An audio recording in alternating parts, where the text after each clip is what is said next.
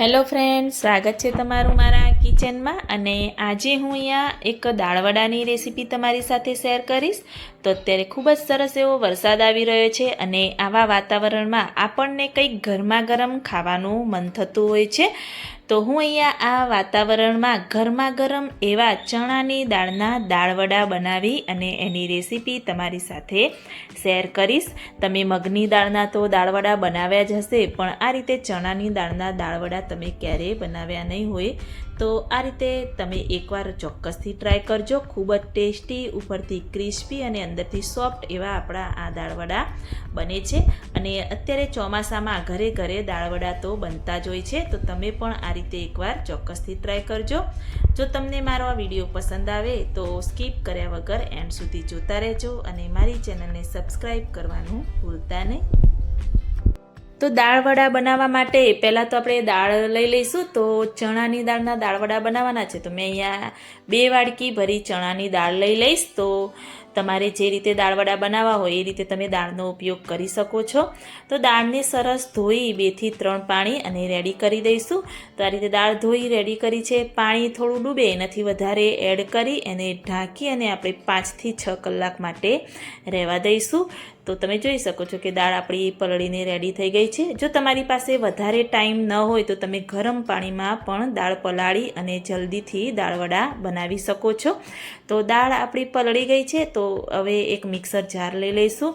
એમાં થોડી દાળ આપણે એડ કરી અને પીસવાની છે. તો આ રીતે થોડી દાળ એડ કરી પાણી એડ કર્યા વગર આપણે મિક્સર થોડું એવું ચાલુ બંધ કરી એવી દાળ પીસી અને તૈયાર કરીશું. તો તમે જોઈ શકો છો કે આ રીતે દાળ આપણે પીસી અને રેડી કરવાની. તો બધી જ દાળ પીસી અને હું બાઉલમાં લઈ લઈશ.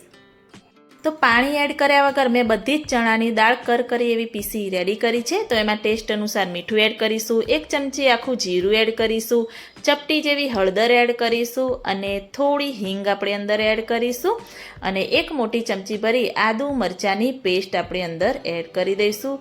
થોડો એવો વધારે ટેસ્ટ અને ફ્લેવર લાવવા માટે મેં અહીંયા 10 લીમડાના પાન લઈ ઝીણા એવા કટ કરી રેડી કર્યા છે. એ અંદર આપણે એડ કરી દઈશું.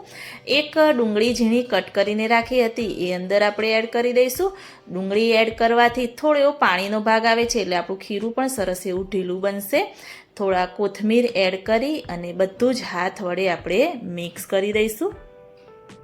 જો તમે પણ ક્યારેય ચણાની દાળના દાળવડા ન બનાવ્યા હોય તો આ રીતે ચોક્કસથી એકવાર ટ્રાય કરજો. ખૂબ જ ટેસ્ટી બને છે. તો આ રીતે બધું જ મિક્સ કરી તો મેં અહીંયા કોઈ ઈનો કે સોડાનો ઉપયોગ અંદર નથી કર્યો. તો આ રીતે હાથ વડે થોડું એવું એક સાઈડ આપણે ફેંટવાનું કે થોડું એવું મસળવાનું એટલે ખીરું આપણું સરસ એવું બની અને રેડી થાય છે અને દાળવડા પણ સરસ એવા સોફ્ટ બને છે. તો દાળવડાનું મિશ્રણ રેડી થઈ ગયું છે. તો હવે તળવા માટે તેલ રાખી દઈશું. તો ગેસ ઓન કરી મેં કઢાઈ રાખી દીધી છે અને થોડું એવું તેલ અંદર આપણે એડ કરી દઈશું. તેલ થોડું એવું ગરમ થાય એટલે હવે આપણે દાળવડા જે તળવાના છે એ રેડી કરીશું. તો આ રીતે હું વડાનો શેપ આપી અને અંદર રાખી દઈશ. જો તમે ટિક્કી જેવો શેપ આપવા માગતા હોય તો પણ ચાલે, પરંતુ આપણે દાળવડા રેગ્યુલરી આ રીતે બનાવતા હોઈએ છીએ એટલે હું એ રીતે બધા જ વડા અંદર રાખીશ. દજાય નહીં એ રીતે આપણે અંદર ધીરે ધીરે બધા જ અંદર રાખીશું. તો વડા તળતી વખતે આપણે ગેસની ફ્લેમ મીડિયમ રાખવાની, જેથી વડા આપણા વધારે તેલ ગરમ હોય તો અંદરથી કાચા ન રહી જાય.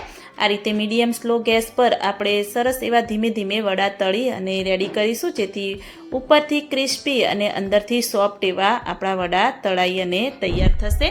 તમે જોઈ શકો છો કે સરસ એવા વડા તળાઈ અને રેડી થઈ ગયા છે. તો એને એક પ્લેટમાં આપણે લઈ લઈશું. જો તમે ક્યારે પણ આવા ચણાની દાળના વડા ન બનાવ્યા હોય તો એકવાર આ વરસાદની ઋતુમાં બનાવીને ચોક્કસથી ટ્રાય કરજો.